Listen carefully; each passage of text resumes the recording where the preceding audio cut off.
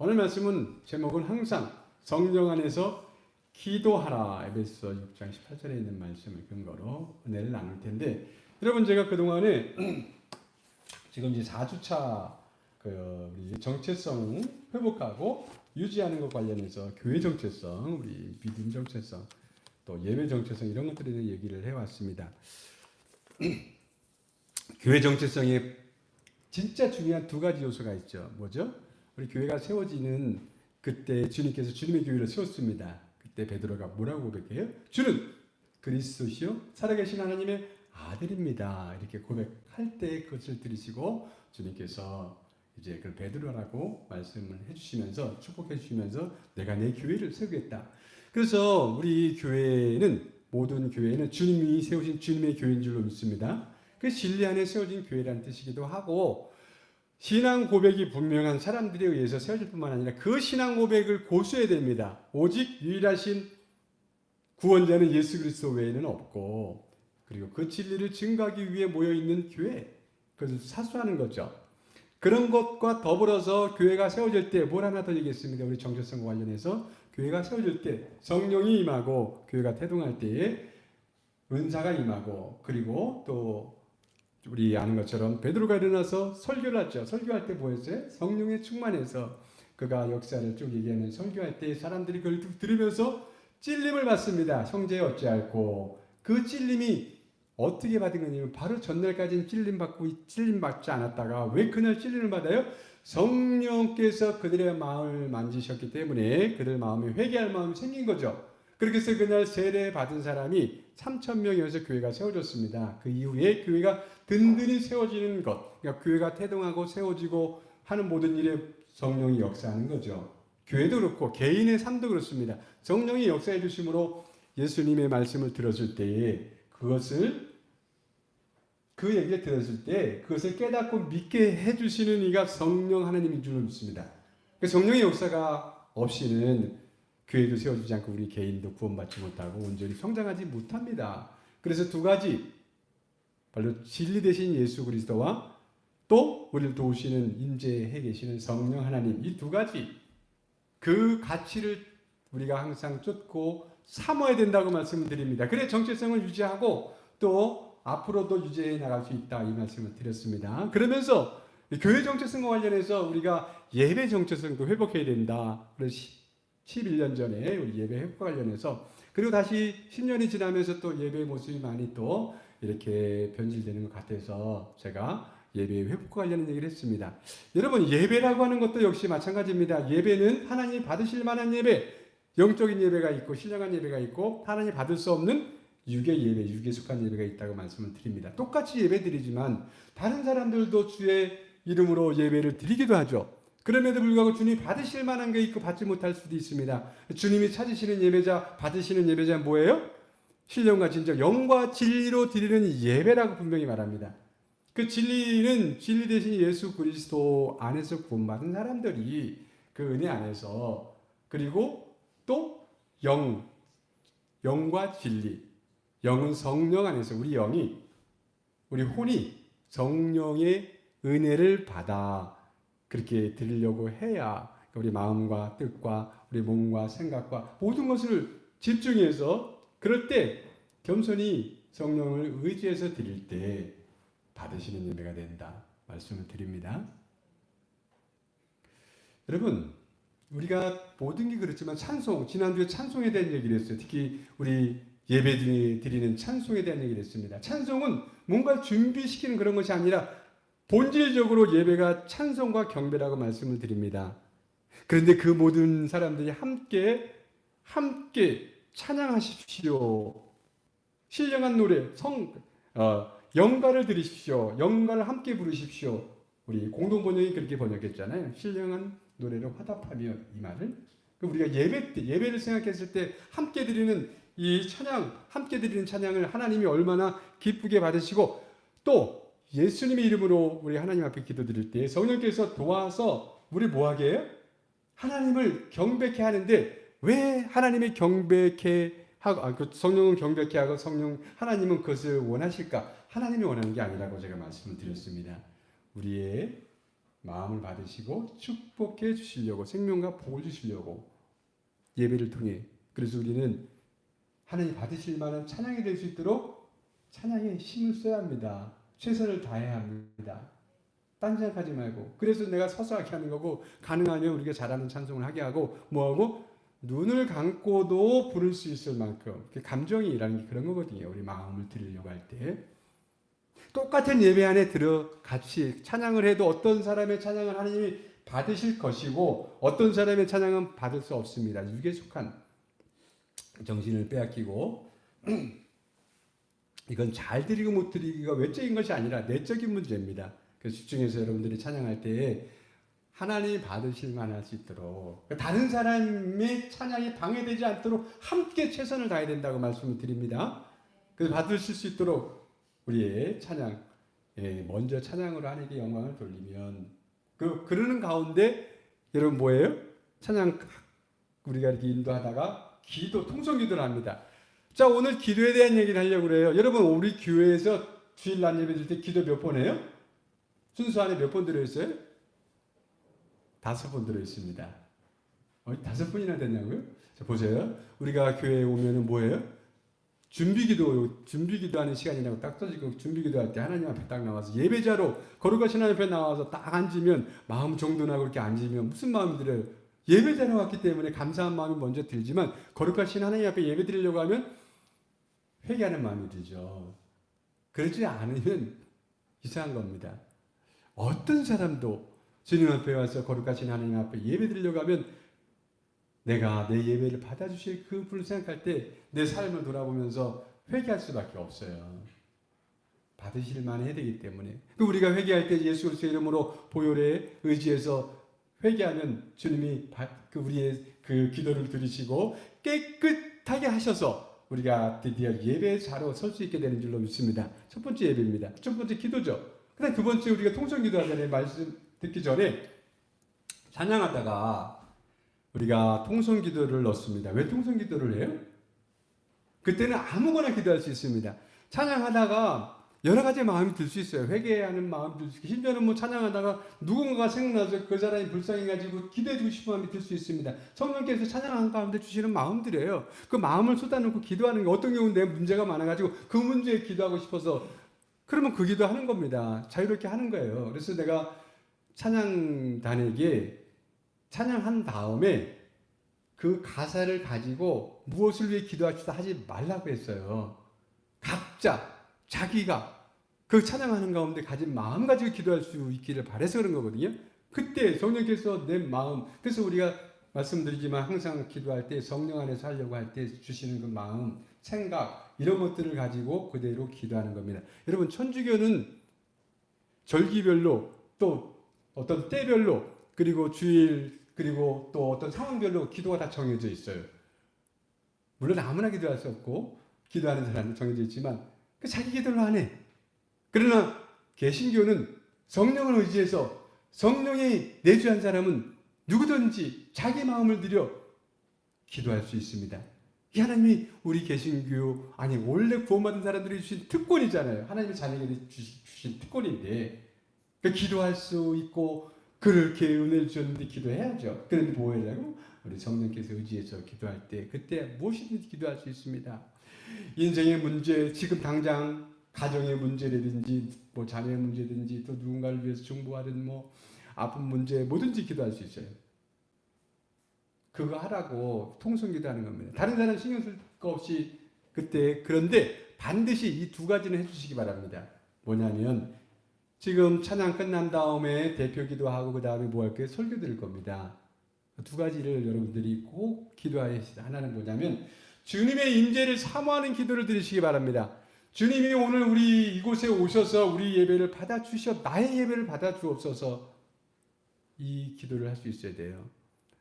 이곳에 우리 안에 계신 성령을 통해서 또 살리신 주님이 이곳에 자정하시고 우리 예배를 받는 것처럼 우리가 하나님 앞에 있는 것처럼 그래서 주님 이곳에 오셔서 나의 예배를 받아 주옵소서 임재를 구하는 기도를 반드시 해야 되고 또 하나는 은혜를 구하는 기도를 해야 합니다.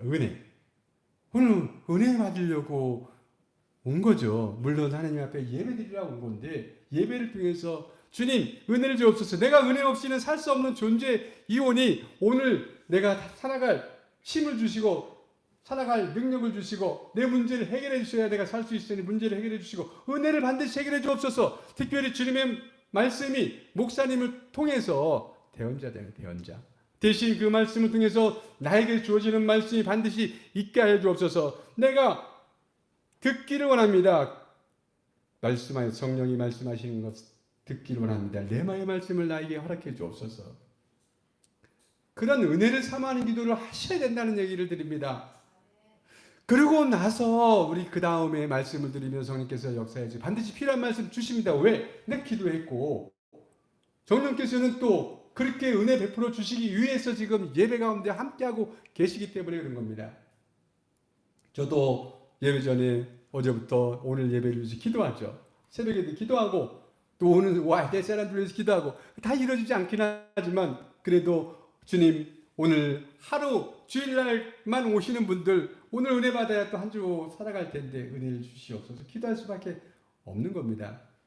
여러분들도 사모하는 마음으로 기도할 수 있게 되길 주님의 이름으로 소원드립니다. 뿐만 아니라 대표기도 세 번째가 대표기도 하잖아요. 대표기도는 인도죠. 우리 회중을 대신해서 기도를 인도하는 겁니다. 대표기도는 항상 주보에 한 달 전에 미리 얘기합니다. 왜 한 달 전에 광고하는 거예요? 잊어버리지 말라고가 아니라 준비하라고, 기도로 준비하라고. 성령께 의지해서 내가 이 교회에 뭐가 필요한지, 나의 영혼을 통해서 뭘 기도하기를 원하는지, 뭐 어떻게 인도하기를 원하는지를 한 달 정도 준비하면서 기도하라는 겁니다. 그런데 기도자가 빠지기도 하고 그러잖아요. 그럴 때 제가 뭐라고 말은 안 하지만 제가 슬픈 게 아니라 성령께서 은혜 주시고 싶어 하시는데 여러분 책임을 감당. 우리 그 교사들, 청년 교사들도 대표 기도자를 시키잖아요. 그러면서 계속 그들도 성장해 가고 기도를 준비로 내가 충분히 뭘 의지해서 성령에 의지해서 그러면서 쓰라고 합니다. 그래서 정리를 하라고. 그래서 정리된 것을 그렇게 낭독하듯이 그렇게 하게 합니다. 왜? 시간은 정해져 있고 또 우리는 연약하고 한계가 있기 때문에 해야 될 기도 빠뜨리고 막 그럽니다. 그래서 한 달 동안 성령에 의지해서 쓰시면서 여러분 뭘 이렇게 자꾸만 보고하려고 하지 말고 내가 오늘 하고 싶은 오늘 우리 또 권사님 기도드리면서 저도 은혜를 받았습니다. 그렇게 기도하면서 쓰고 그렇게 준비해서 마치 설교를 내가 준비하고 써서 이렇게 하듯이 기도도 그렇게 준비해서 대표 기도로 인도할 수 있기를 바랍니다. 그러면은 우리가 모두가 다 같은 마음으로 아멘을 하면서 드려지는 겁니다. 네 번째 기도. 그러면 설교 든 다음에 기도하잖아요. 다섯 번째. 설교 끝나고 왜 그냥 보내지 않고 또 일어서게 해서 통성 기도하게 합니까? 결단의 기도하게 하는 거죠. 말씀을 듣고 잃어버리는 자가 아니라 말씀을 마음에 새겨야 되고 새긴 말씀을 가지고 나가서 살아야 되기 때문에 반드시 말씀을 들었을 때는 기도해야 합니다. 사실 말씀을 들을 뿐만 아니라 읽을 때도 마찬가지예요.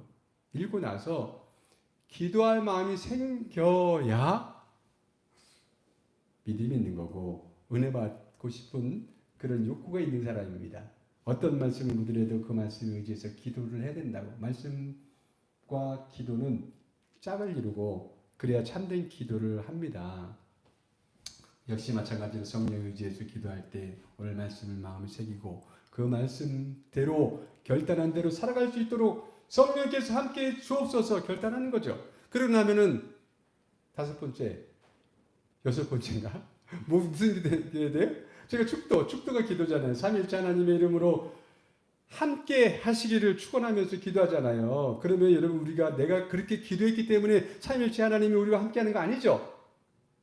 예수님의 은혜, 하나님의 사랑, 그리고 성령님 내주 간섭, 우리 보호 인도하시는 그 은혜를 영원히 함께 하시기를 축원할 때 그래서 그러는 것이 아니라 그걸 통해서 삼위일체 하나님이 우리와 함께 하심을 확인시켜주고 여러분들이 믿음으로 아멘하고 그리고 나가는 거잖아요. 그래 마지막 우리가 전주가 딱 이렇게 축도가 끝나고 할 때 여러분들 마음속으로 가만히 기도하잖아요. 하나님 아버지 오늘 감사합니다. 예배 가운데 은혜 주시고 이제 힘을 주셔서 살아갈 수 있게 하소서. 이렇게 기도하잖아요. 마지막 기도.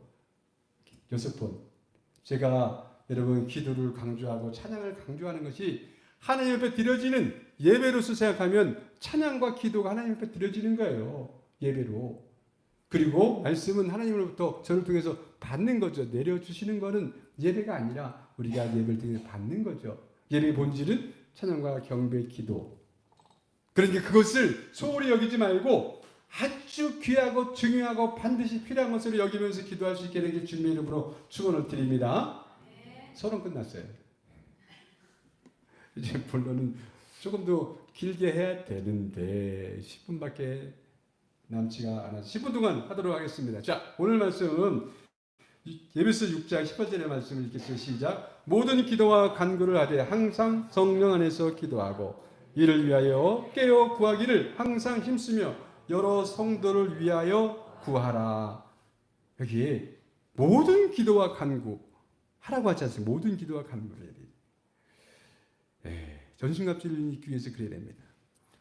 그런데 하되 항상 뭐 안에서 기도하라고? 성령 안에서 기도하고 이를 위하여 구하기를 항상 힘쓰며 여러 성도를 위하여 구하라.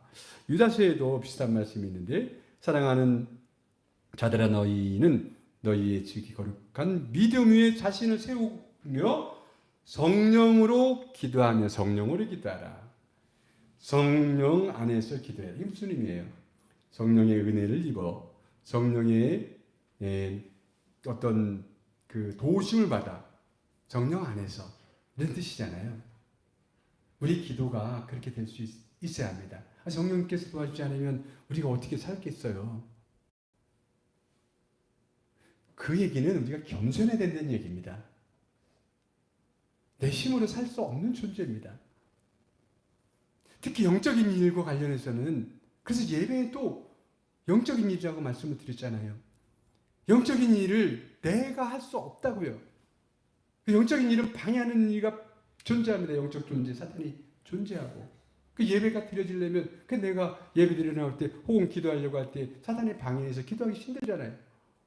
기도하려고 마음 먹어도 해야지 작정을 해도 잘 안 되는 게 또 기도 아닙니까? 그럴 때 제가 찬양을 하라고, 먼저 찬양을 하라고. 그래서 아니면 그것도 힘들면 찬양을 들으라고. 그러다가 마음이 이제 주님께서 또 마음을 들어주시고 감동을 주면 그 다음에 기도하면 되는 거죠. 왜 기도하는 게 힘들까요? 우리가 연약해서 죄성이 많기 때문에 죄를 짓기 때문에 여러 가지 이유도 있지만 사단의 역사이기 때문입니다. 사단이 많기 때문에 방해를 하기 때문에 그래서 교회를 세우고 예배를 그 정체성을 회복하고 또 교회의 정체성을 회복하고 예배의 정체성을 회복하고 믿는 자의 정체성을 회복하려고 하면 누가 싫어해요? 사단이 싫어하기 때문에 그게 싫은 게 아니라고요. 그래서 우리는 겸손히 기도할 수밖에 없습니다. 안 되기 때문에 내 힘으로 안 되고 능으로 안 되기 때문에 여호와의 신 성령으로 해야 되는 줄로 믿습니다. 우리가 이 말씀을 잘 알죠. 이 말씀을 다시 한번 나누고자 합니다.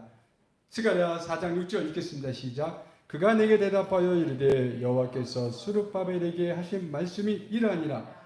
만군의 여호와께서 말씀하시되 이는 힘으로 되지 아니하며 능력으로 되지 아니하고 오직 나의 영으로 되느니라. 여기 그가 내게 대답하여 이르되 여호와께서 스룹바벨에게 하신 말씀이 지금 우리가 어떤 말씀? 이는 힘으로 되지 아니하며 능으로 되지 아니하고 오직 나의 영으로 되느니라. 이 말씀의 배경이 천사가 우리 스가랴에게 하는 얘기고 그 내용이 스룹바벨에게 한 얘기를 그 선지자를 통해 가지고 그럼 결국 선지자는 나중에 스룹바벨에게 얘기를 해야겠죠.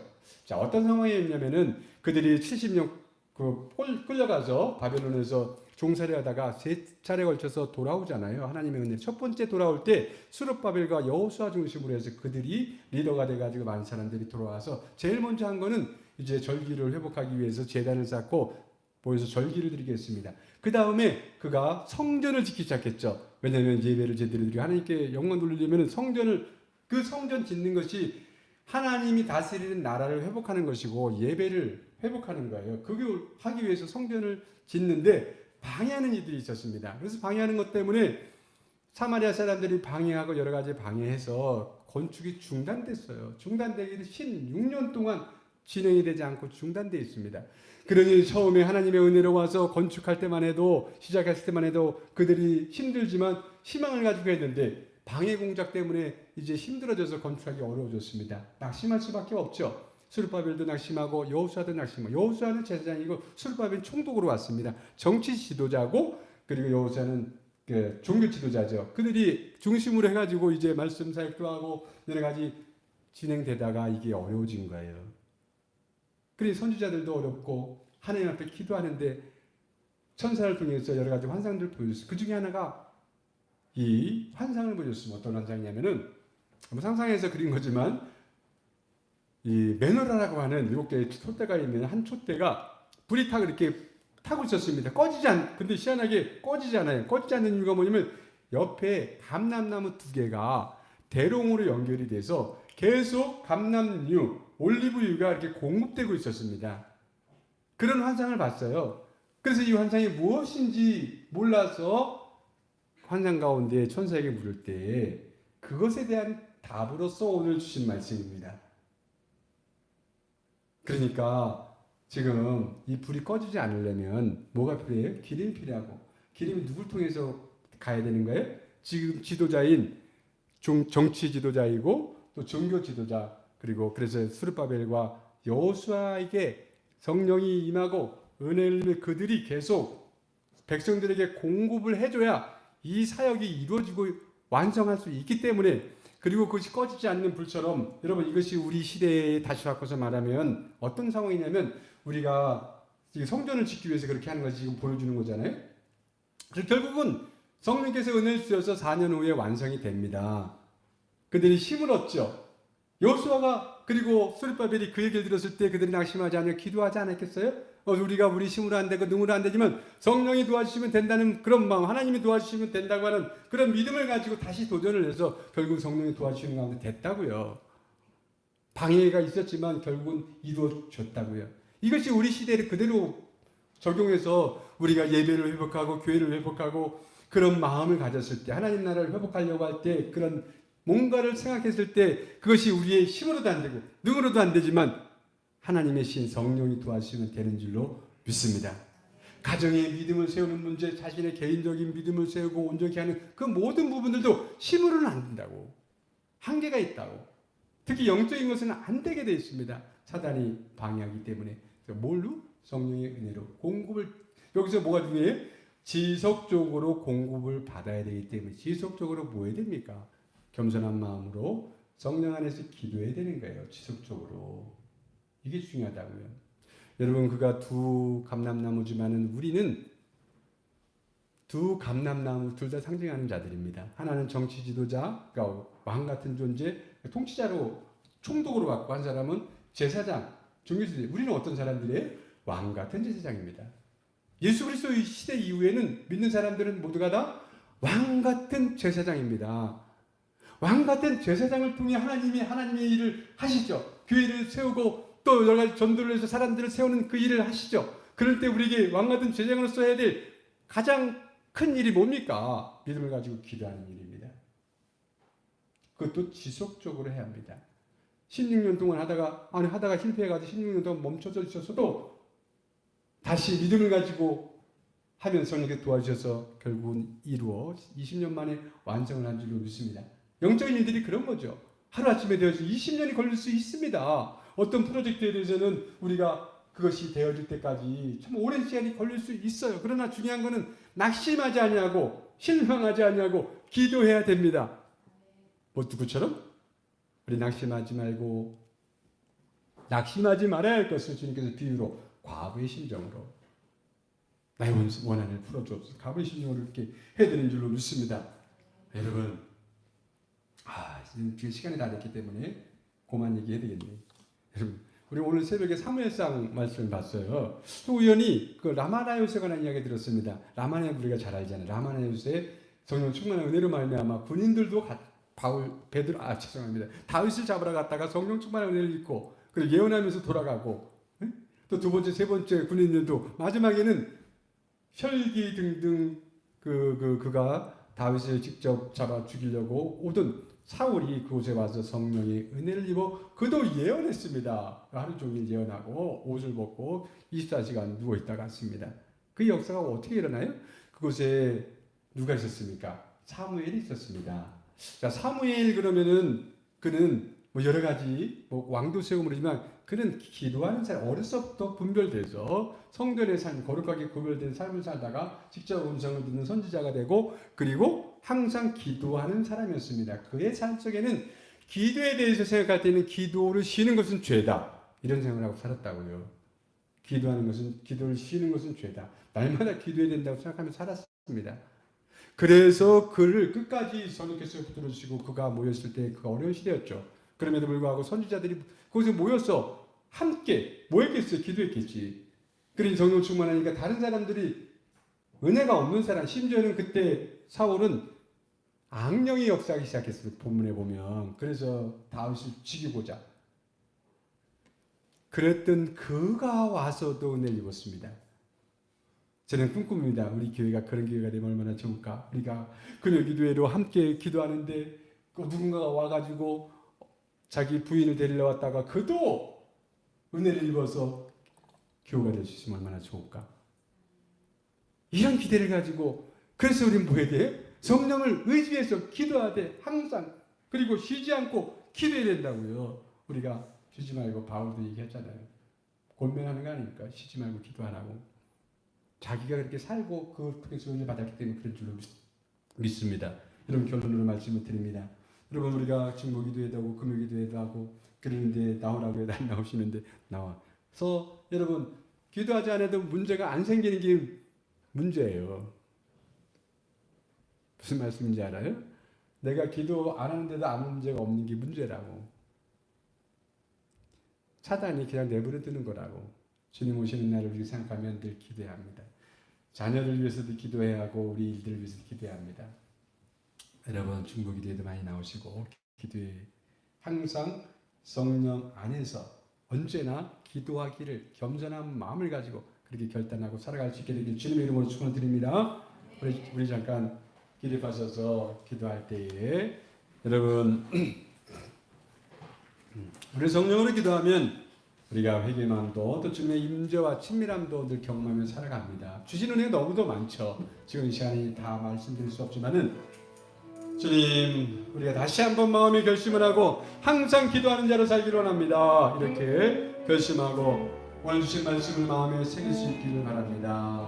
항상 성령 안에서 기도하라고 합니다. 주님 항상 성령 안에서 기도하는 겸손한 자가 되게 도와주옵소서. 기도함으로 승리하게 마귀 권세를 이기고 죄의 권세를 이기고 세상의 권세를 이기고 승리할 수 있도록 도와주옵소서. 우리 주여 한번 무릎을 기도하겠습니다. 주여 하나님 아버지 감사합니다.